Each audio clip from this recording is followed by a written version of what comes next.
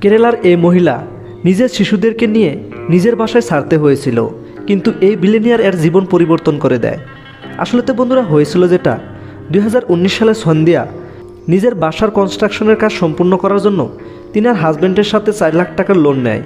কিন্তু 2021 সালে সন্ধ্যার হাজব্যান্ড সন্ধ্যার তিনার 2টি বাচ্চাকে ছেড়ে পালিয়ে যায়, আর লোনের সব জিম্মেদারি সন্ধ্যার উপরে এসে যায়।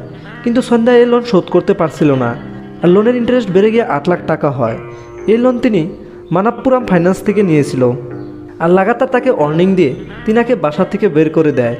পরে লুলু গ্রুপের founder M A Yusuf Ali এই বিষয়ে জানতে পারে, আর সাথে সাথে তিনি সন্ধ্যাকে সহায় করার সিদ্ধান্ত নেয়। উনি তিনার টিমকে সন্ধ্যার 8 লাখ টাকার লোন পরিশোধ করে দিতে বলে, আর সন্ধ্যার অ্যাকাউন্টে 10 লাখ টাকা ফিক্সড ডিপোজিট করায়। আর এইভাবে ইউসুফ আলীর সাহায্যে সন্ধ্যা নিজের জীবন তিনার বাচ্চাকে নিয়ে নতুন করে আরম্ভ করার সুযোগ পায়।